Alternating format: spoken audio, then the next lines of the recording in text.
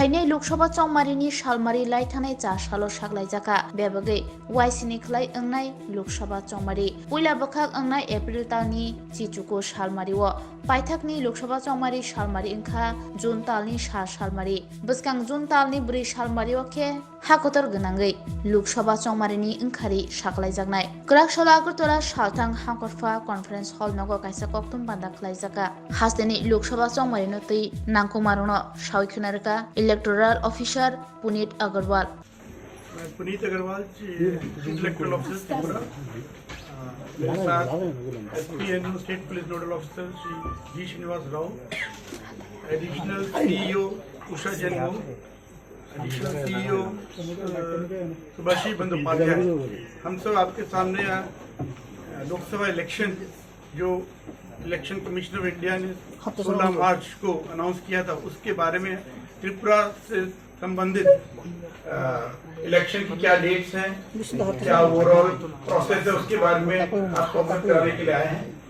जैसे आप सभी ने देखा होगा 16 मार्च को election commission of India full commission ने 7 चरणों में जो पूरे देश में लोकसभा इलेक्शन होने हैं उसका उन्होंने पूरा विवरण दिया था। उन्होंने प्रथम में बताया कि क्या क्या उन्होंने प्रोसेस फॉलो किए, क्या क्या प्रक्रिया ली गई ताकि ज़्यादा से ज़्यादा लोगों को इस प्रोसेस में इंक्लूड किया जा सके, ज़्यादा से ज़्यादा वोटर्स को इसमें सम्मिलित किया जा सके।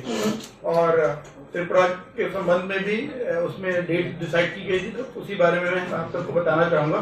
त्रिपुरा में इलेक्शन 2 फेज में होगा। फेज 1 जब आपका पोलिंग डेट होगा 19 अप्रैल को, और फेज 2 जिसमें आपका 26 अप्रैल को होगा।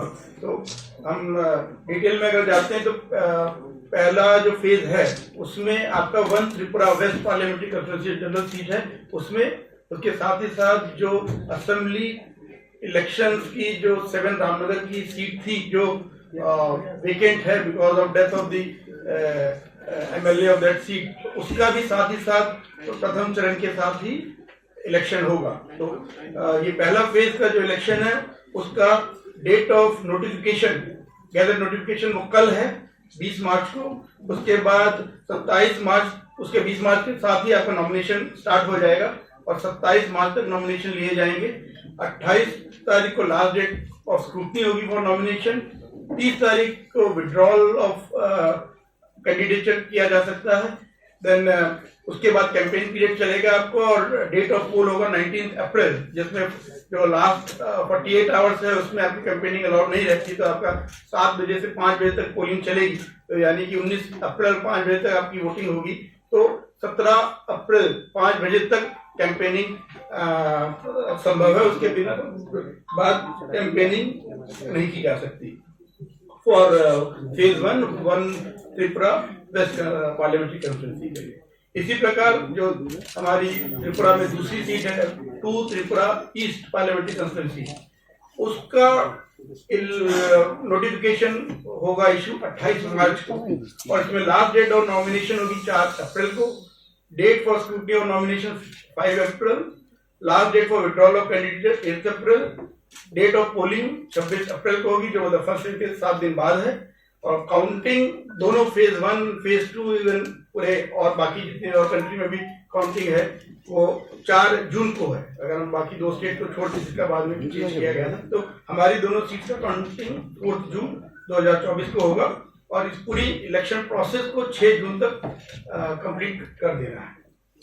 अगर हम इलेक्टोरल रोल की बात करें किसी इलेक्शन के लिए, सबसे प्रथम जरूरत है इलेक्टोरल रोल कि कौन मतदाता है जिनको इस इलेक्शन में वोट देने का अधिकार होगा, और वो निर्णय होता है इलेक्टोरल रोल में जिनका नाम अंतर्भुक्त होते हैं वो वोट डाल सकते हैं। तो आप सभी ने देखा होगा स्पेशल समरी डिवीजन की प्रक्रिया आरंभ हुई थी 1 नवंबर से, जो 5 जनवरी 2024 तक चली। उस समय जो फाइनल पब्लिकेशन हुआ था इलेक्टोरल रोल का, उस समय 1 त्रिपुरा वेस्ट में टोटल वोटर्स थे 14,61,836, और 2 त्रिपुरा ईस्ट में टोटल वोटर्स थे 13,95,089। तो टोटल अगर हम देखें इलेक्टर्स त्रिपुरा स्टेट के लिए, वो दोनों को जोड़ते हैं तो बनता है 28,56,925।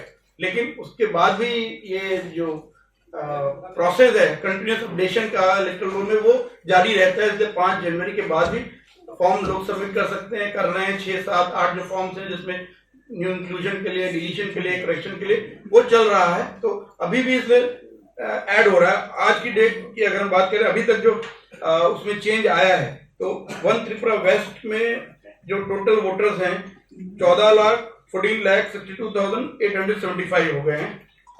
ऐसे ही आपका 2 त्रिपुरा ईस्ट में 13,95,121 और ओवरऑल 28.57,996। तो करीब आपका 1,000 के ऊपर वोटर्स नए ऐड हुए हैं और ये प्रक्रिया भी चलती रहेगी। लास्ट डेट और नॉमिनेशन जो होगा उस समय तक जितने नाम इलेक्टोरल रोल में इंक्लूड हो जाएंगे वो सब वोट देने के लिए उनको अधिकार रहेगा। फर्स्ट फेज का हम बताएं, देखें तो 27 मार्च है और कोई भी अगर फॉर्म सबमिट किया जाता है तो उसके बाद मिनिमम 7 डेज का टाइम हेयरिंग के लिए दिया जाता है। तो आप ये कह देते अब तक जितने फॉर्म्स आ गए हैं, जो कल तो आपका नॉमिनेशन स्टार्ट हो गया जाएगा कल से, तब तक जितने पेपर फॉर्म्स सबमिट हो गए हैं उनका डिस्पोजल तक जो नंबर आ जाएगा उससे फाइनल फिगर हमें मिलेगी 27 मार्च को इलेक्टोरल रोल जो 1 त्रिपुरा वेस्ट की है उसके लिए। सिमिलरली अगर हम 1 त्रिपुरा ईस्ट की बात करेंगे तो उनका जो लास्ट डेट ऑफ नॉमिनेशन है आपका 4 अप्रैल 2024 को, तो उस समय तक जो उनके रिलेटेड जो असेंबली सेगमेंट्स हैं उसमें जो इलेक्टोरल रोल है उसका जो फाइनल नंबर होगा उसको मिला के टोटल इलेक्टर्स डिसाइड होंगे।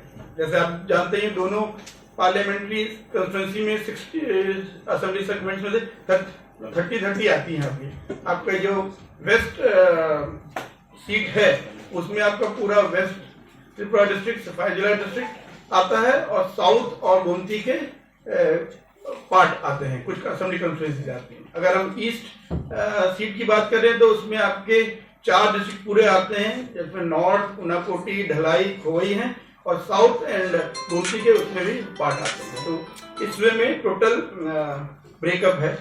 आपका जो 7 रामनगर असेंबली का जो बाई इलेक्शन है उसमें टोटल नंबर ऑफ इलेक्टर्स है 45,659 और इसमें टोटल पोलिंग स्टेशन की बात करें तो पूरे स्टेट में 3,349 पोलिंग स्टेशन हैं, प्लस एक ऑक्सिलरी पोलिंग स्टेशन का हमें अप्रूवल मिला रिसेंटली, जो साउथ त्रिपुरा में शांति बाजार सब डिवीजन में आपका काला लॉन्ग एरिया, उसमें ब्रू माइग्रेंट फैमिलीज जो नॉर्थ त्रिपुरा में थी वो परमानेंट सेटलमेंट के लिए वहां शिफ्ट हो रही है, तो उनके लिए एक नया पोलिंग स्टेशन वहां क्रिएट होगा, जो तब लास्ट दिसंबर असेंबली डिवीजन तक वो क्लैरिटी नहीं थी, तो ये एक नया नंबर ऐड हुआ। तो हम अब कह सकते हैं 3,350 टोटल पोलिंग स्टेशन हैं। इसमें आपका जो 1 त्रिपुरा वेस्ट है उसमें टोटल पोलिंग स्टेशन हो जाते हैं 16,086, जिसमें 1 जो ऑक्सिलरी पोलिंग स्टेशन उसको इंक्लूड करती है, और जो 2 त्रिपुरा ईस्ट है उसमें टोटल पोलिंग स्टेशन है 16,064। इसमें अगर हम टोटल बात करें, टोटल 3,350 में 705 आपके अर्बन आएंगे, 2,645 आपके रूरल एरियाज में आएंगे। और कुछ पोलिंग स्टेशन में जैसे आप देखते हैं कि एक ही लोकेशन में एक से ज्यादा पोलिंग स्टेशन होते हैं, पर्टिकुलरली अर्बन एरिया में बात करें तो उस हिसाब से total distinct polling station locations हैं 2,524 प्लस एक ऑक्सिलरी पोलिंग स्टेशन तो उसी में ही आ जाएगा, तो 2,524 रहेगा, जिसमें अर्बन लोकेशंस हैं 421 एंड रूरल लोकेशन 2,103।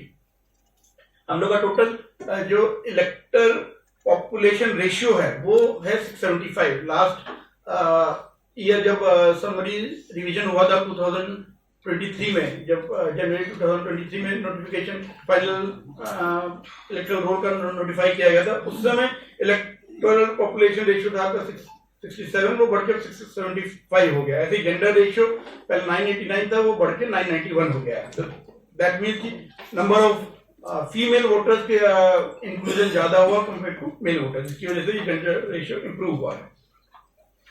और पार्लियामेंट्री कंस्टिट्यूएंसी में हमारे टोटल सर्विस वोटर्स जो हैं वो 10,266 हैं, जिसमें 1 त्रिपुरा वेस्ट में 5,917, 2 त्रिपुरा ईस्ट में 4,349।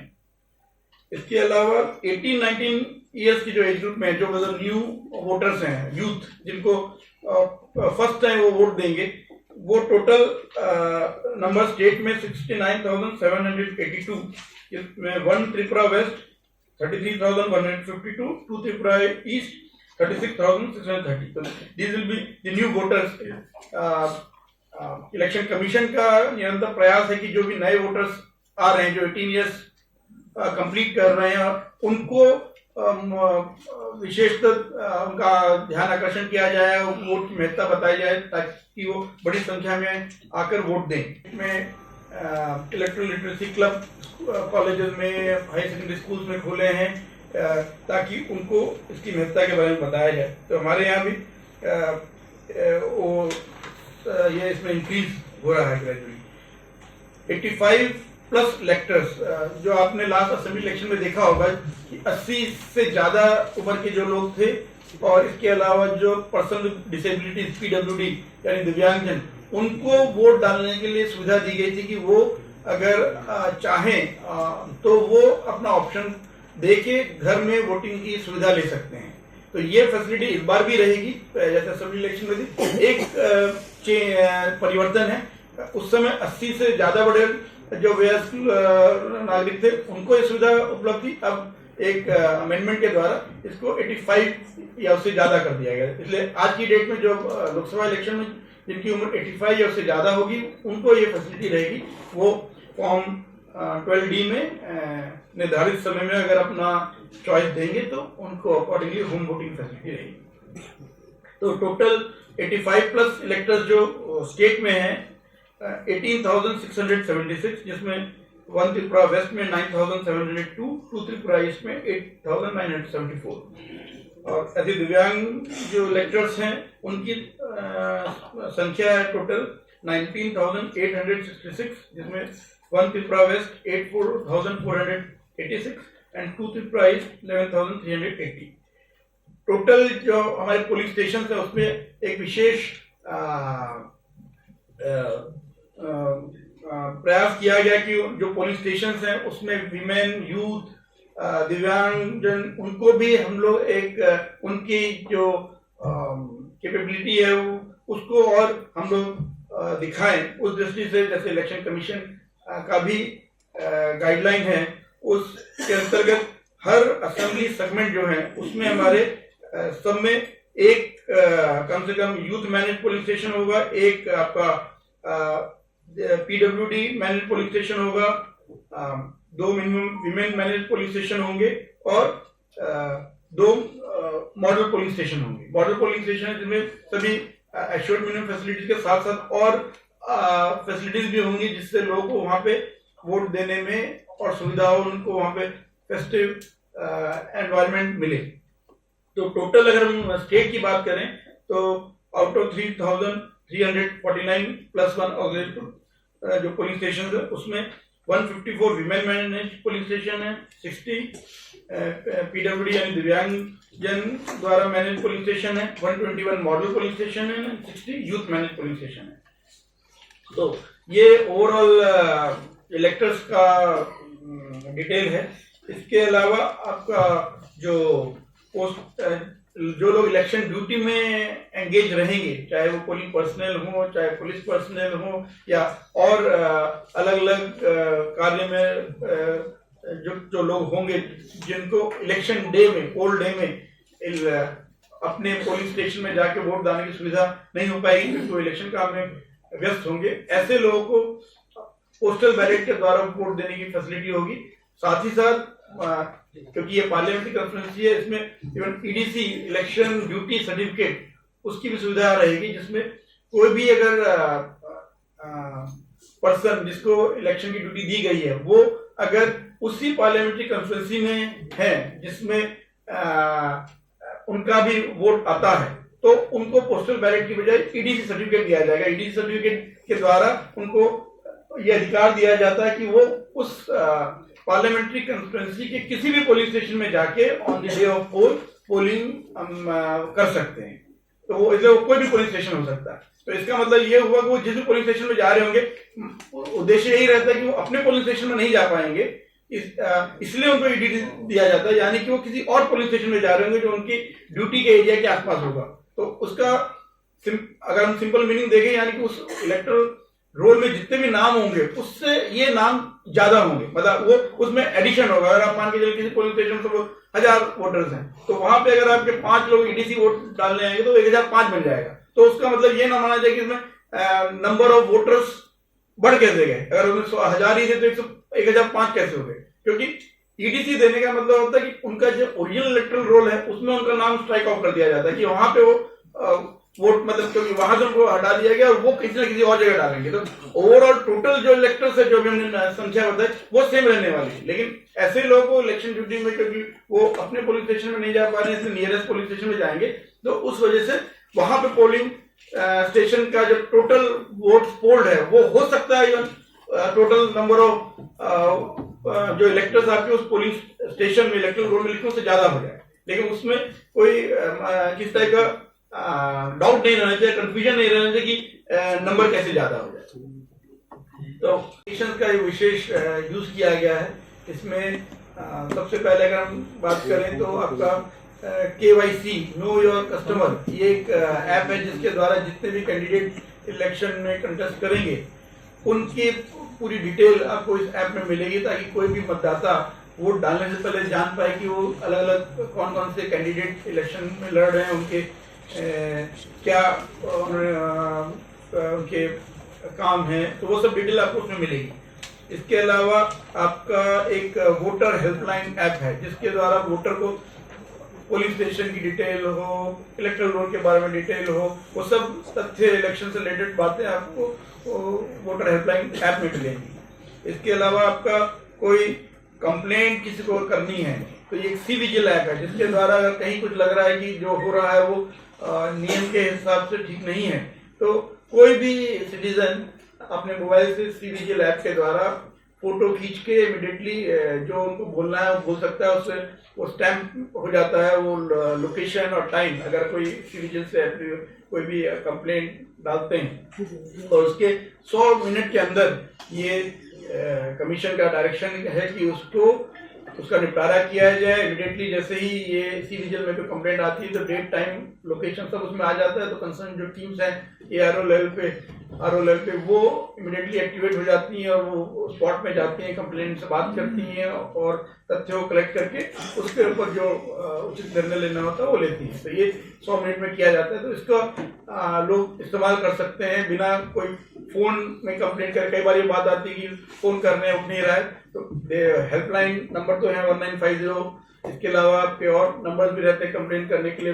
वेबसाइट जो है CO ऑफिस की उसके थ्रू हो सकता है। National grievance service portal NGSP, इस पोर्टल के द्वारा भी किसी भी टाइप का ग्रीवांस किसी को हो वो किया जा सकता है। तो इन सब चीजों से ग्रीवांस रजिस्टर हो जाती है। तो कोई ये नहीं कह सकता कि हमारी कंप्लेंट एंटरटेन ही नहीं की गई है, एडमिट ही नहीं की गई। इसलिए एक बार अगर आपने किसी इलेक्ट्रॉनिक मोड से किया, चाहे वेब के थ्रू किया, चाहे सी विजिल मोबाइल के थ्रू किया, तो या व्हाट्सएप के भी थ्रू किया, तो आपका उसमें रिकॉर्ड आ जाता है कि आपने कंप्लेंट किया है। और एक बार कंप्लेंट आई है तो उसको ऊपर निर्णय लेना, उसको डिस्पोज करना, ये हम सबकी रिस्पॉन्सिबिलिटी है। और वो कंसर्न ऑफिशियल जो इलेक्शन ऑफिशियल है वो टाइम ऑन टाइम उसको करेंगे।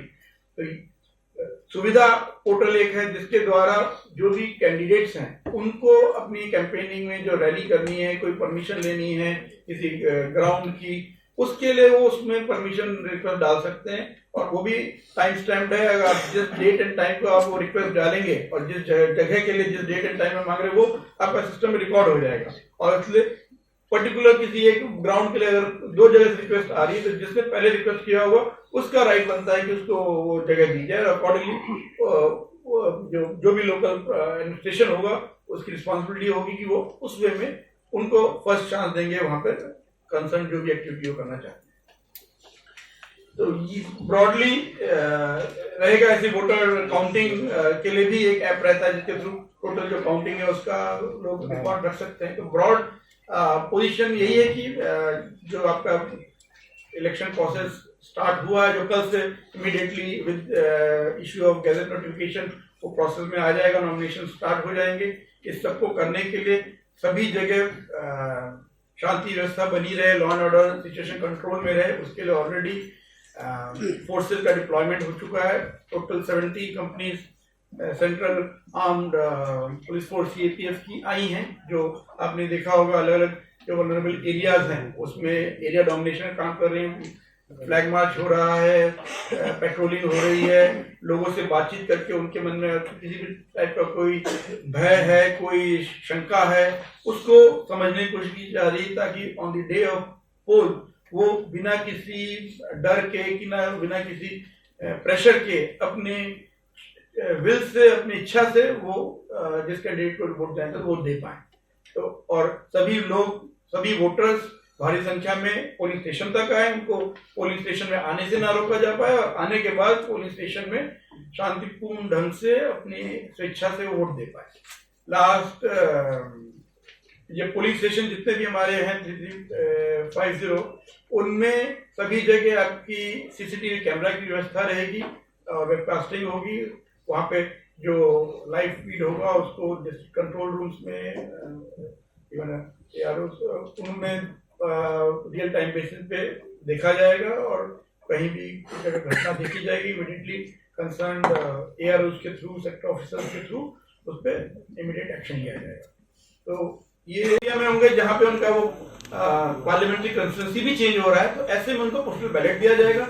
अब पोस्टल बैलेट में जैसे लास्ट टाइम भी होता है, एक फैसिलिटेशन सेंटर खोला जाएगा, जो नॉर्मली जो SDMs हैं वो सब डिवीजन हेडक्वार्टर में फैसिलिटेशन सेंटर खोला जाता है और वहाँ पे कंसर्न जो इलेक्शन ड्यूटीज में लिंक ऑफिशियल्स हैं वो आके अपना पोस्टल बैलेट वहीं पे कास्ट करके वहाँ पे ड्रॉप कर जाते हैं, जो बॉक्स रहता है तो उसमें में ही रहेगा पोस्टल बैलेट में। बस स्पेशली इलेक्शन कमीशन का जो डायरेक्शन है कि वो पोस्टल बैलेट भी फैसिलिटेशन सेंटर के थ्रू ही दिए जाएंगे। मतलब जिनको भी पोस्टल बैलेट इश्यू हो रहा है वो फैसिलिटेशन सेंटर में आके वोट डालेंगे, उनको घर में जाके पोस्टल बैलेट देने की फैसिलिटी नहीं है। So there is no provision for sending the postal ballot by post or through special messenger.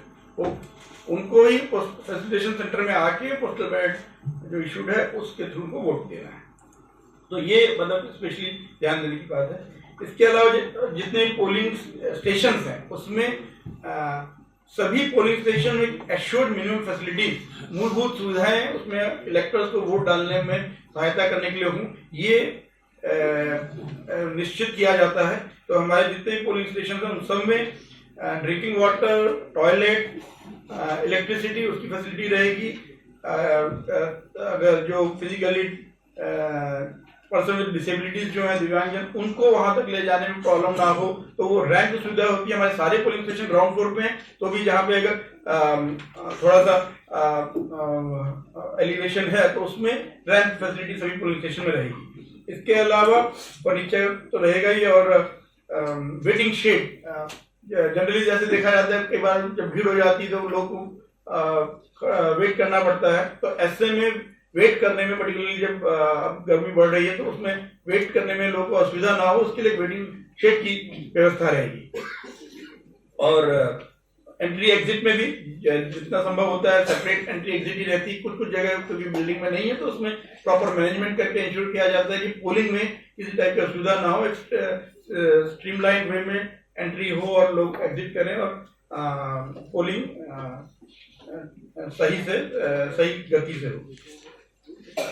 और मेन जो इलेक्शन अनाउंसमेंट के साथ होता है 16 मार्च को जब इलेक्शन कमीशन ने अनाउंसमेंट किया, उसके साथ ही साथ model code of conduct force में आ गया है। मॉडल कोड ऑफ कंडक्ट आप सभी जानते हैं, उसकी कॉपी हम लोगों ने पॉलिटिकल पार्टीज को मीट करके दी है।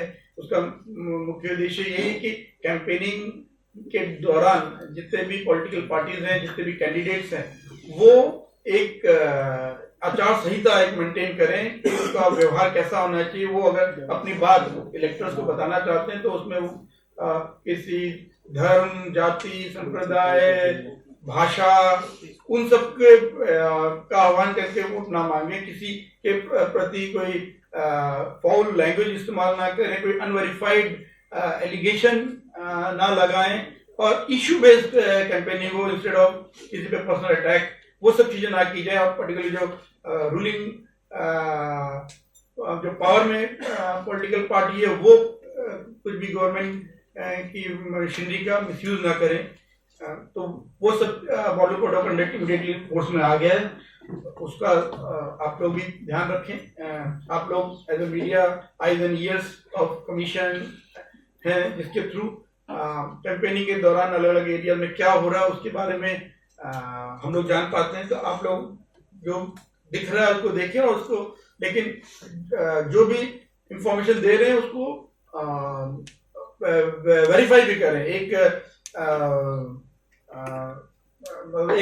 मतलब जर्नलिज्म का भी जो हमें ध्यान रखना है कि जो चीज हम बोल रहे हैं पर उसको हम खुद चेक कर लेंगे वो सही है कि नहीं, उसको ऑथेंटिक स्थिति चेक करने के बाद उसको दिया जाए। वरना कई बार गलत खबर आती है और आजकल सोशल मीडिया का जमाना है, इंटरनेट का जमाना है, तो वो जब तक उसको उसके ऊपर काउंटर किया जाता है, उसको सही तथ्य रखा जाता है, तब तक वो कई जगह फैल चुकी होती है और उसका जो एडवर्स जो इम्पैक्ट होना होता है वो ऑलरेडी काफी हो चुका होता है। इसलिए हम लोग को ध्यान रखना है जो न्यूज हम दे रहे हैं, जो तथ्य हम दे रहे हैं वो सही है कि नहीं, उसको देख के तब दिया जाए। और जब इलेक्शन प्रोसेस में रहता है वोटर इन्फॉर्मेशन स्लिप, सभी वोटर्स को इलेक्शन से पहले उनको दिया जाएगा बीएलओ के द्वारा।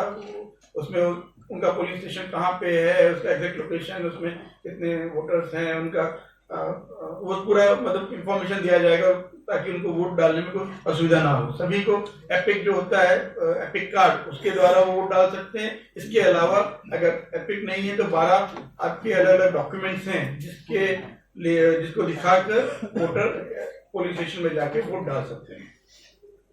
और इसी टाइप से जो हमने state police nodal officer G Srinivas Rao साहब भी हैं जो ओवरऑल सिक्योरिटी के डिप्लॉयमेंट को स्टेट लेवल पे देख रहे हैं। बाकी डिस्ट्रिक्ट लेवल पे DM and SP as a team work कर रहे हैं और डिस्ट्रिक्ट लेवल पे भी उन्होंने पॉलिटिकल पार्टीज मीडिया के साथ इंटरेक्ट करके उनके जो कंसर्न है उसको एड्रेस करने की कोशिश की है।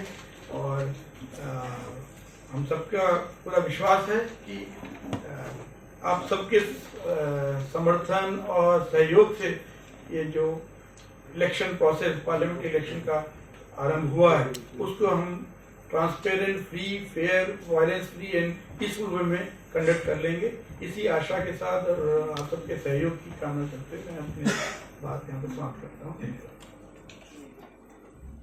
सर, ब्लू वोटर्स जो है मतलब नए सेटलमेंट्स जो है तो सब जगह सब ब्लू वोटर्स का एनरोलमेंट हो गया है, एलिजिबल जो भी एज में आते हैं। जी, ये ब्रू सेटलमेंट वाला इश्यू असेंबली इलेक्शन के टाइम काफी मतलब इम्पोर्टेंट रहा था क्योंकि उस समय अलग अलग जिलों में उनका मूवमेंट हो रहा था। तो टोटल पूरे स्टेट में 12 ऐसे ब्रू सेटलमेंट लोकेशन है जहां पे इनको सेटल किया गया है। असेंबली इलेक्शन जब हुआ था फरवरी में जब लास्ट ईयर, उस समय तक मैक्सिमम नंबर ही शिफ्ट हो गए थे। उनको उस समय हम लोगों ने ऑक्सिलरी पोलिंग स्टेशन बना के वोटिंग दिया था। अब वो सारे पोलिंग स्टेशन ऑक्सिलरी थे। अब जब हम लोगों ने रैशनलाइजेशन ऑफ पोलिंग स्टेशन किया था जुलाई अगस्त के महीनों में, उसमें उनको हमने परमानेंट पोलिंग स्टेशन में कन्वर्ट कर दिया है। और एक जो काला लगाम साउथ त्रिपुरा में शांति बाजार में, उस समय वहां पे परिवार शिफ्ट नहीं हुए थे, उनका शिफ्टिंग स्टार्ट हुआ है जनवरी में, दिसंबर के बाद हुआ है। तो इसलिए उसको रैशनलाइजेशन पोलिंग स्टेशन में नहीं काउंट कर पाए थे, इसलिए एक ऑक्सिलरी पोलिंग स्टेशन। लेकिन अब तक मैक्सिमम जो भी ब्रू फैमिलीज हैं जिन्होंने यहाँ पे सेटल होने का निर्णय लिया है, वो अपनी परमानेंट लोकेशन की तरफ मूव कर चुके हैं और अकॉर्डिंगली कंसर्न जो electoral registration officer, ERO, SDMs, उन्होंने उनके नाम इंक्लूड कर लिए। What is the total number of those who have been enrolled? Total number.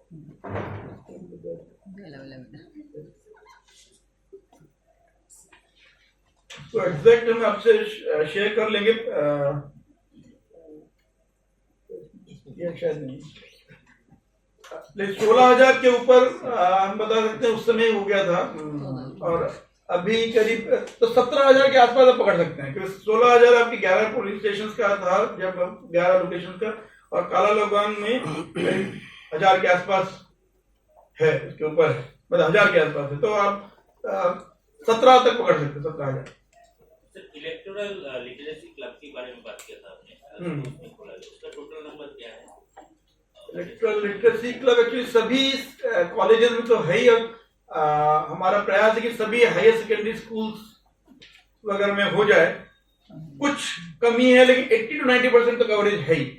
Waste में स्कूल ज्यादा है इसलिए उसमें कवरेज परसेंटेज कम है रिलेटिवली, लेकिन बाकी सब में 90% के ऊपर ही है। और सभी को डायरेक्शन दिया गया है कि वो सभी जो बच गए हैं स्कूल उसमें वो इलेक्ट्रल लिटरेसी क्लब खोल दें। उसमें उद्देश्य है कि वो शुरू से अगर वो जान पाएंगे कि वोटिंग का क्या प्रोसेस है, क्या उसकी इंपॉर्टेंस है, तो वो जब 18 ईयर्स कंप्लीट करेंगे तो इमीडिएटली वो वोट के लिए आ गए। सर, आपने इलेक्शन एक्सपेंडिचर की बात की और जो चीफ इलेक्शन कमिश्नर है उन्होंने भी जो 4 एम्स चैलेंजेस उन्होंने जो जब प्रेस वार्ता की जिस दिन शेड्यूल पोल शेड्यूल अनाउंस हुआ, तो 4 AIIMS muscle power, money power, फिर मिसयूज जैसे misinformation, model code conduct violation. तो ये 4 एम्स को आप कैसे किस तरह से देखते हैं? और जैसे मिस इन्फॉर्मेशन और मॉडल कोड ऑफ कंडक्ट के ऊपर तो तुरंत एक्शन लिया जाता है, बट मनी पावर और मसल पावर ये चिंता का विषय है। तो त्रिपुरा में इसका कैसे सिनारियो है? इनका देखिए जैसे इन दोनों के लिए भी साथ ही साथ मतलब इंफॉर्मेशन इंपॉर्टेंट हो जाता है, चाहे मसल पावर मनी पावर की बात बोले, प्रथम उसका फुल इंफॉर्मेशन आए ताकि उसके बेसिस पे ये प्रमाण किया जा सके कि इसका दुरुपयोग हो रहा है मनी या पावर का, और उस हिसाब से फिर उसमें जो प्रावधान है आईपीसी एक्ट हो या आपके representation of peoples act 1951 and 1950 दोनों में जो प्रावधान है उस हिसाब से उनके अगेंस्ट में लीगल एक्शन इनिशिएट होता है। तो एफआईआर फाइल हुई है उनके अगेंस्ट चार्जशीट फाइल, वो प्रोसेस है। अच्छा, त्रिपुरा का छोटा स्टेट में ये 2 फेजेस इलेक्शन क्यों हो रहा है इस पर? ये मतलब ये खैर इसका शेड्यूल बनाने का निर्णय तो इलेक्शन कमीशन ही करता है, और अगर हम देखें 2014-2019 में भी 2 फेज में ही हुआ है इलेक्शन। तो मुख्यतः रीजन बोला जा सकता है कि जो फोर्सेस का डिप्लॉयमेंट एक मेजर फैक्टर रहता है डिसाइड करने में कि कितने फेजेस में किया जाए, स्टेट वाइज या पूरे कंट्री लेवल पे, तो वो एक मेन रीजन रहता है। अगर आप जैसे देखें असेंबली इलेक्शन में फोर्सेस ज्यादा थी, एक ही डेट में पूरा हो गया, अब डेट उनकी जो फोर्सेस हैं उस वे में उतनी उपलब्ध नहीं हो पा रही होंगी, तो उन्होंने इसे 2 फेज में किया। तो normally that is the main reason, क्योंकि मेन उद्देश्य फेज 1 में हो या 2 में हो वो उतना जरूरी नहीं जितना कि इलेक्शन पीसफुल वे में हो, लोग में ये भरोसा रहे कि फ्री और फेयर वे में, ट्रांसपेरेंट वे में हो रहा है और उसमें किसी टाइप का कोई वायलेंस नहीं हो। तो ये लोगों को हम ये उनको भरोसा दिला पाए, इस दृष्टि को ध्यान में रखते ही इलेक्शन कमीशन डिसाइड करता है कितने फेज में किया। साथ ही एक असेसिबल वोटर इन्फॉर्मेशन स्लिप भी बनाई जाती है, जो मुख्यतः जो देख नहीं पाते हैं तो उनके लिए एक ब्रेल में असेसिबल वोटर इन्फॉर्मेशन स्लिप उनको अवेलेबल की जाती है, ताकि उससे वो भी जान पाए कि उनको कहाँ पे वोट डालना है। ईवीएम टोटल आपको इलेक्शन में जैसे आप तो पता ही है ईवीएम वीवीपैट के थ्रू इलेक्शन होता है, तो हमारे 3,350 जैसे पोलिंग स्टेशन हैं, तो उससे हमारे कई गुना मतलब 1.8 टाइम्स उसमें हमारे पास हम ईवीएम्स हैं। अगर हम एग्जैक्ट संख्या की बात करें तो 6,331 हमारे पास बैलेट यूनिट्स हैं, 6,615 कंट्रोल यूनिट्स हैं, 6,296 वीवीपैट्स हैं, जिसको ऑलरेडी फर्स्ट लेवल चेकिंग किया जा चुका है और उस समय मीडिया और पॉलिटिकल पार्टी सभी के प्रेजेंस में वो किया गया। और हाँ, अब उसका रैंडमाइजेशन भी आपका आज हो गया है। और इसी टाइप से जो आपका 7 Ramnagar assembly constituency by election होना है, उसके लिए भी ईवीएम्स टोटल 98, उसमें टोटल 49 पोलिंग स्टेशन हैं, तो उसके लिए डबल 98 भी बैलेट यूनिट, कंट्रोल यूनिट और वीवीपैट्स, उनका भी एफएलसी फर्स्ट लेवल चेकिंग किया जा चुका है। बाकी आपका जो एक अफिडेविट की रिक्वायरमेंट रहती है, उसमें जैसे आप सभी जानते हैं जो भी नॉमिनेशन होता है उसमें कैंडिडेट्स को एक अफिडेविट देना होता है, उसमें अपने इमीडिएट फैमिली यानी स्पाउस, बच्चों का पूरा डिटेल देना होता है कि क्या मूवेबल इमूवेबल प्रॉपर्टी है, उनके अगेंस्ट में अगर कोई केस चल रहा है क्रिमिनल एंटीसीडेंट का, तो उसकी डिटेल देनी होती है। तो वो उस अफिडेविट दिया जाएगा। अगर किसी के कोई क्रिमिनल एंटीसीडेंट है तो ऑनरेबल सुप्रीम कोर्ट के जजमेंट के हिसाब से उसकी डिटेल लास्ट डेट ऑफ मतलब डेट ऑफ विड्रॉल के बाद और 48 hours before the last hour of polling, उस बीच में 3 बार उसको मीडिया में, प्रिंट में पब्लिश करना पड़ता है। पहली बार आपको शुरू के 4 दिनों में करना होता है, दूसरा 5 से 8 दिनों में करना होता है, उसके बाद 9th day to last date of campaigning जो है उस बीच में आपको न्यूज़पेपर में पब्लिश करना होता है। और पॉलिटिकल पार्टीज को भी करना होता है, कैंडिडेट को भी करना होता है, दोनों को करना होता है। उसके स्पेसिफाइड फॉर्मेट्स हैं जिसके अंदर उसको करना है, वो उसी में वो किए जाते हैं। तो आप लोग भी उस चीज पे ध्यान रखें कि वो अलग अलग मीडिया में जब प्रिंट होगा तो सभी कैंडिडेट्स के आ रहे हैं कि नहीं। इसके अलावा इलेक्शन एक्सपेंडिचर एक लेवल प्लेइंग फील्ड रहे सभी कैंडिडेट्स के बीच में, उसके लिए कमीशन ने निर्धारित किया है। दोनों जो हमारी पार्लियामेंट्री कॉन्फ्रेंसी है उसकी सीलिंग लिमिट है एक्सपेंडिचर की 95 लाख। तो इसमें पूरे पार्लियामेंट्री कॉन्फ्रेंसी आ रही है, असेंबली सेगमेंट वाइज इसमें कोई सेपरेट ब्रेकअप नहीं है, टोटल 95 लाख होगा। उसके अंदर ये रहना चाहिए। उसमें जो कंसर्न कैंडिडेट्स जो कर रहे हैं खर्चा उसका पूरा उनको ब्यौरा रखना पड़ता है। एक रजिस्टर है स्पेसिफिक जिसमें वो डिटेल रखते हैं, एक एक एक्टिविटी जो उन्होंने की है कैंपेनिंग में, कोई सामान खरीदा है, कोई डिस्ट्रीब्यूट किया है, लीफलेट, पैम्फलेट, वो पूरा डिटेल उसमें रहता है। रेट चार्ट उसमें बताया रहता है कि किस रेट के हिसाब से उनको असेस करना है, तो वो उसका डिटेल रखते हैं। और उसको हर 3 दिन में जो एक्सपेंडिचर ऑब्जर्वर है उनकी टीम की तरफ से उसको देखा भी जाता है, मॉनिटर किया जाता है।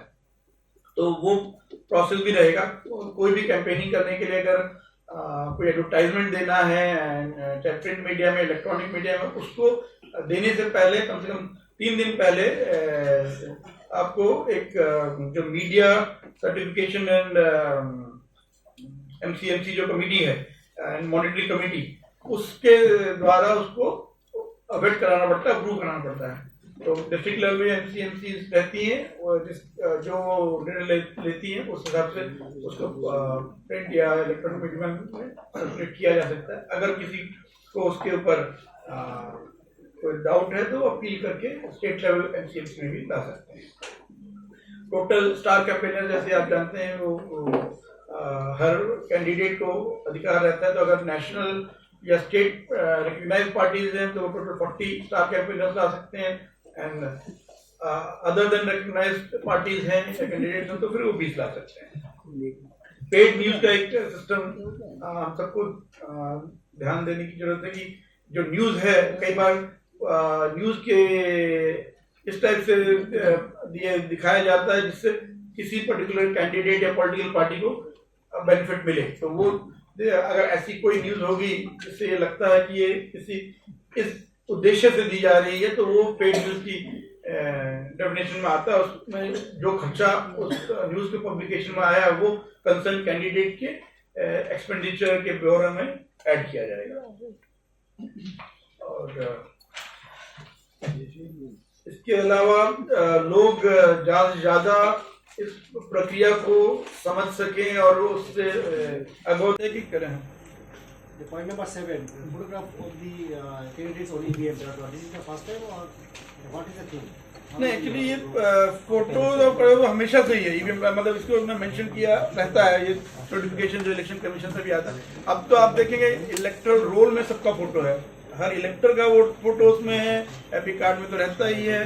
तो इसलिए और जो पोस्टल बैलेट होता है उसमें भी कैंडिडेट का नाम, उसका फोटो और उसका अगर पॉलिटिकल पार्टी का है तो पॉलिटिकल पार्टी का नाम और उसका सिंबल ये बैलेट पेपर पे रहते हैं। तो फोटो रहता है। कई बार जैसे देखते हैं कि एक जैसे नाम हो जाते हैं तो उसमें ये फोटो वोटर्स को पहचानने में सुविधा देते हैं। तो लेकिन ये नई बात नहीं है, ये कई इलेक्शन से अब हो रहा है। जब से आप मान के चलिए जब से एपिक कार्ड में इलेक्टोरल रोल में जब से फोटो आ गए तब से ये तो हुई। सर ये वल्नरेबिलिटी का स्टेटस क्या है दोनों कॉन्स्टिट्यूएंसी में बताएंगे, क्योंकि थोड़ी दिन पहले वेस्ट त्रिपुरा के डीओ सर हमको इन्फॉर्म किए थे कि 150 पोलिंग स्टेशंस वर एडेड वल्नरेबल इन वेस्ट त्रिपुरा। ओवरऑल स्टेट में वल्नरेबिलिटी क्रिटिकलिटी का क्या स्टेटस है और उसमें सिक्योरिटी का इंतजाम क्या होगा सर? इलेक्शन कमीशन का गाइडलाइंस के अनुसार वल्नरेबिलिटी मैपिंग किया गया है डिस्ट्रिक्ट्स में through DOs, through superintendents of police and involving field functionaries, DPOs, SDFs and OC police stations. The vulnerability mapping is a fluid and dynamic figure. It will keep on evolving till the last minute. As of now, I cannot give you the figures, exact figures district wise, but sufficient force has been arranged to cover the identified vulnerable areas as well as vulnerable police stations. The assessment of requirement of CAPF has been made on the basis of our assessment of vulnerability. So I want to know the number of vulnerable polling stations, sir. Okay, we know that it keep changing. I cannot give you As the of number, now, they will be shared with No, you. you can at least you can give the percentage around. Yeah. I'm not saying. We will share it with you on your WhatsApp. Sir एक बात बताना है sir, आप लोग बोलते तो एक काम होता है और क्योंकि हर पुलिस स्टेशन में आप लोगों का जो सेंट्रल पुलिस रहता है, आप लोगों का देना पास आप लोगों को उसको अलाउ नहीं करता है, आप लोगों को उल्टा गाली देता है। तो सेंट्रल पुलिस को आप लोगों को थोड़ा वर्कशॉप करके भेज देना अच्छा होता है, क्योंकि आप लोगों को ये फेस करना पड़ता है। एक पुलिस स्टेशन में एक आदमी लागू हो जाता है उधर, तो आप लोग एक स्टेशन में बोलते चलो आप आराम से 10 लोग और एक स्टेशन में 20 में 100 मीटर दूर से, तो आप लोग पहले उन लोगों को थोड़ा वर्कशॉप करके उसको भेजना है। ये बात अभी हम लोग ने एक्चुअली मीडिया पर्सनल्स के साथ एक वर्कशॉप भी किया था 13 मार्च को, उसमें भी ये बात उठी थी। तो CAPS को ऑलरेडी वैसे उनको बताया रहता है कि उनका आपका जो मीडिया पर्सन है उनको अंदर जाने का तो राइट नहीं रहता है, तो इसलिए उनको बाहर से गेट से वो उसको कवर करके देख सकते हैं कि किस टाइप का पोलिंग हो रही है। और जैसा आपने बोला CPS को भी उसको और वो सेंसिटाइज कर दिया जाएगा ताकि आपको उस दिन कोई असुविधा ना हो। तो जितना जो अथॉरिटी लेटर या जो आपको मीडिया पास मिले हैं उसमें जहाँ तक आपको अथॉरिटी है जाने की, उसमें किसी टाइप की असुविधा ना हो। वही तो प्रॉब्लम है, आपका पास उन लोगों को अलाउ नहीं करता है। नहीं, वो देखिए वो अगर होगा तो वहाँ पे अगर कोई और भी जो आपके सिविल साइड से भी लोग होंगे उनसे आप जब बात करेंगे तो वो सॉर्ट आउट हो जाएगा। लेकिन ठीक है, आपकी बात को अकॉर्डिंगली हम लोग कोशिश करेंगे कि किसी भी टाइप का लोगों में डाउट ना रहे। जो CPS जो आई हैं उनको जब उनको बताया जाएगा कि इसको कहाँ तक जाने का अधिकार है तो उसमें भी लोग अलाउ करें। सर एक कंफ्यूजन होता है हमेशा मोबाइल फोन को लेके। आज के तारीख में सर जर्नलिस्ट लोग कैमरा के तरह भी मोबाइल को यूज करते हैं, तो what is the actual system, up to which limit are we allowed with the mobile? Because many of the journalists you can see over here only they are using the mobile as camera for the purpose of camera.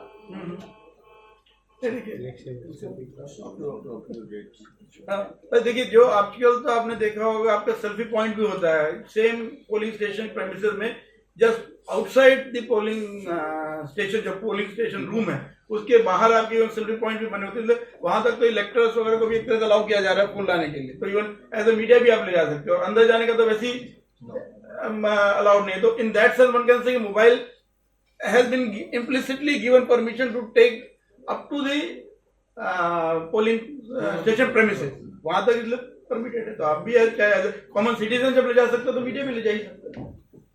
Sir और एक सवाल है कि पिछली बार 2019 में 168 poles में repoll किया गया था पोलिंग स्टेशंस में, तो ऐसा कुछ इस बार ना हो इसके लिए आप लोग क्या स्पेशल रिक्वायरमेंट करेंगे? देखिए जैसे मैंने आगे भी बताया था जितने भी पोलिंग स्टेशंस हैं सभी पोलिंग स्टेशंस में CCTV कैमरास रहेंगे, उनका इवन लाइव वेब टेलीकास्ट होगा जिसको रियल टाइम बेसिस पे कंट्रोल रूम में डिस्ट्रिक्ट लेवल पे हम लोग CA ऑफिस में वो कंटिन्यूसली मॉनिटर करेंगे। वहाँ पे जो कैमरास लगाने का काम लोगों ने BSNL एक सेंट्रल गवर्नमेंट एजेंसी को दिया है। असेंबली इलेक्शन लास्ट टाइम में भी ये इशू पे काफी कंसर्न था और तो उसमें हमने BSNL को लास्ट असेंबली इलेक्शन में भी ड्यूटी दी थी, उसी बार भी हमने उनको ही दी है। और साथ ही साथ जो हमारे एक हम लोग जरूरत पड़ती है तो एक्स्ट्रा मैन पावर भी देखते हैं कि वो ये इंश्योर करें कि वहाँ जो वेबकास्टिंग हो रही है या रिकॉर्डिंग हो रही हो ठीक हो रही है। तो इसके लिए विशेष हम लोगों ने स्टेप्स लिए हैं ताकि अगर कहीं किसी टाइप का अगर गलत पता लगता है तो इमीडिएटली उस पर एक्शन लिया जाए। इस बार मतलब कंप्लीट रूप हम लोग मॉनिटर कर रहे हैं What will be the voting time? 7 to 5 PM. पहले भी लास्ट लोकसभा इलेक्शन में भी यही टाइम। স্যার অনেক সময় দেখা যায় কিছু ইভিএমও প্রবলেম হয়, প্রচণ্ড প্রবলেম হয় এবং ইভিএম এর লিগে অনেক সময় প্রবলেম হয়। আপনারা বলেন 7টা থেকে 5টা 9টা পর্যন্ত ভোট দেওয়া হয়, এটা লিগে কি করা হয়? প্রচণ্ড প্রবলেম করে ইভিএম কিছু জায়গার মধ্যে, সব জায়গায় না। ইভিএম ইভিএম প্রবলেম না করে এই জন্য আমরা যে আপনি দেখেছেন ইভিএম কমিশনিং করে কনসার্ন যে ইসিআইএল ইঞ্জিনিয়ার্স আছেন উনি ডিপ্লয়েড থাকেন ইম্পর্টেন্ট লোकेशনের মধ্যে যা कारण है इमीडिएटली जितनी जल्दी वो पहुंच सकते हैं पुलिस स्टेशन तक पहुंचे। तो आज की डेट में जो पुलिस स्टेशन में जो ईवीएम्स हैं वो भी ओवर द पीरियड इम्प्रूव हो रहा है, उनका जो रगेडनेस है जो वो और ज्यादा स्ट्रॉन्ग कह लीजिए स्टेबल है। तो इसलिए अभी हम लोग जब फर्स्ट चेकिंग भी किया तो 5-7% से ज्यादा मशीन में प्रॉब्लम नहीं आती। और जैसे आपने बताया अगर कहीं प्रॉब्लम आए तो हमें ध्यान देना है कि कितनी जल्दी हम उसको रिप्लेस कर पाए। तो उसके लिए स्टेप्स लिए जा रहे हैं कि पुलिस स्टेशन जहां डिस्टेंट लोकेशन में उनमें जल्दी से जल्दी हम लोग रिप्लेसमेंट ईवीएम भेज पाए, उसके लिए हम लोग स्पेशल एफर्ट्स ले रहे हैं। और जो आपने बोला देर तक चले, तो ये देर तक पुलिस स्टेशन पोलिंग को उसको ध्यान में रखते हुए हम लोगों ने जब रैशनलाइजेशन पुलिस स्टेशन किया था उस समय हम लोग कुछ नए पुलिस स्टेशन खोले। इस बार लास्ट असेंबली इलेक्शन से अगर हम देखेंगे उस समय 3328 पुलिस स्टेशन थे। उसके बाद 21 हमने और पुलिस स्टेशन खोले हैं, जैसे 21 तो नए खोले हैं, इसके अलावा कुछ जगह देखा गया कि नंबर ज्यादा है तो उस पुलिस स्टेशन में भी एक सेक्शन, एक पारा, एक पार्ट का लोग हमने अब दूसरे एडजॉइनिंग पुलिस स्टेशन में शिफ्ट किया।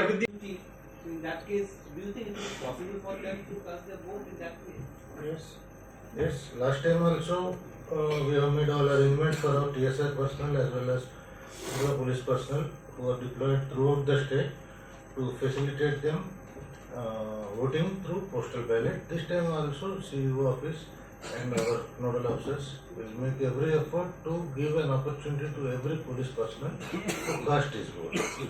It is up to him to cast his vote, but the facility will be certainly given. Sir, is there a provision for sending the postal ballots electronically to the voters who are presently not present in the location or in the state whatsoever? No, as such, right now only this electronically transmission of postal ballot is available only to service voters. So ETPBMS, ETPBS it is called, but it is only for service voters. Service voters are basically armed forces people. Those are earlier used to be sent postal ballot by the concerned RO.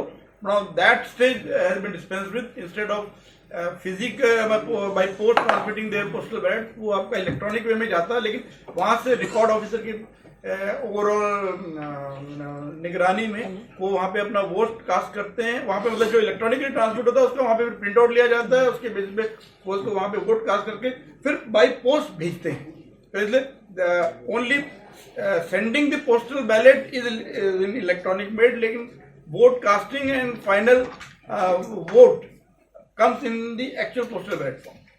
लेकिन बाकी और लोगों के लिए जो election duty में उनके लिए सर्विस अवेलेबल नहीं, जैसे बताया गया उसमें 2 facilities postal ballot normal way में है जिसमें उनको पोस्टल बैलेट दिया जाता है और फैसिलिटेशन सर्टिफिकेट दे सकते हैं, या ईडीसी के through election duty certificate. Particularly अगर हम अभी इस इलेक्शन की बात करें तो यहाँ पे क्योंकि 2 फेजेज में हो रहा है, तो आप देखेंगे कि एक तो क्योंकि 2 ही असेंबली पार्लियामेंट्री कॉन्स्टिट्यूंसीज हैं, तो अगर आप उसी पार्लियामेंट्री कॉन्स्टिट्यूंसी में ड्यूटी में हैं जिसके आप खुद वोटर हैं, तब तो आप ईडीसी लेके इलेक्शन ड्यूटी करते करते भी इजीली पोलिंग स्टेशन में जाके वोट डाल सकते हैं। और अगर आप मान के चलें कि वो दूसरे पार्लियामेंट्री कॉन्स्टिट्यूंसी में आते हैं, क्योंकि वो दूसरे दिन हो रहा है, तो आप यहाँ पे अपनी ड्यूटी करके जब दूसरा फेज में वहां पे पोलिंग आएगी तब आप फिजिकली वहां जाके वोट कास्ट कर सकते हैं। इसलिए उस वे में रिक्वायरमेंट ऑफ ईडीसी या पोस्टल बैलेट कम रहेगा अगर हम इसको 2 फेज में करें।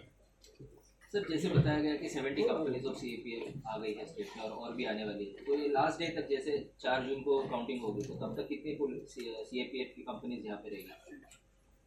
ये तो अभी कह पाना मुश्किल होगा, लेकिन सिक्योरिटी फोर्सेस रहें और जब तक काउंटिंग होगा तब तो आपके जो स्ट्रांग रूम्स हैं, जैसे आपके पोल्ड ईवीएम आते हैं पोलिंग स्टेशन से, तो कंसर्न स्ट्रांग रूम में असेंबली सेगमेंट वाइज जो हैं उनमें स्टोर रहते हैं। वहाँ पे तो पूरा 3 लेवल का सिक्योरिटी कवर रहता है। इंटीरियर जो सबसे है वो सीएपीएफ होती हैं, सेंट्रल पैरामिलिट्री फोर्सेस, उसके बाद आपका स्टेट आर्म फोर्सेस होती हैं, फिर स्टेट पुलिस होती है। इसके साथ ही साथ जो आपके गेट्स वगैरह तो उस पर लाइव सीसीटीवी कैमरा के साथ मॉनिटरिंग होती है। इवन जो कैंडिडेट्स हैं जिनके मतलब वोट उस स्ट्रांग रूम में बंद हो गए, वो अपने रिप्रेजेंटेटिव्स दे सकते हैं जो उस पूरी प्रोसेस को मॉनिटर करते रहें। तो उस वे में ओवरऑल उसकी सिक्योरिटी की जाती है। तो मेन इसलिए एक बार पोलिंग हो गया तो उसके बाद तो मेनली स्ट्रांग रूम की सिक्योरिटी प्राइम रिस्पॉन्सिबिलिटी है, जिसके ऊपर सीपीएफ का रहेगा। लेकिन उसके बाद भी, लेकिन रिजल्ट निकलने के बाद भी, लास्ट टाइम भी जैसे रहा था, आपने देखा होगा असेंबली इलेक्शन के टाइम भी, forces had remain up to reasonable time कि वहाँ पे शांति बनाए रखी जाए। तो वो प्राय इस बार भी रहेगा। इस बार भी अगर आप देखेंगे इलेक्शन कमीशन की तरफ से इवन एडवांस डिप्लॉयमेंट के लिए भी मांगा गया था कि फोर्स पहले मिल जाए, ताकि कैंपेनिंग स्टार्ट होने से पहले ही अगर फोर्सेज आ जाएंगी तो लोगों को ये वातावरण दिखेगा कि फ्री एंड फेयर इलेक्शन करने के लिए एरिया डोमिनेशन के लिए फोर्सेज हैं। तो उसी वे में सीएपीएफ आ गई है हमारी 70 कंपनी, बाकी और आएंगी। जब एक्चुअल डे ऑफ पोल आएगा उस समय ज़्यादा फोर्सेज की और रिक्वायरमेंट रहेगी तो उसमें में और आएंगी। और on the day of counting तक स्ट्रांग रूम की प्रॉपर गार्डिंग होगी, और इवन आफ्टर काउंटिंग एक रिजनेबल नंबर उस समय सिचुएशन को देख के डिसाइड किया जाएगा, और उसमें police authorities. Sir point number sir यहाँ पे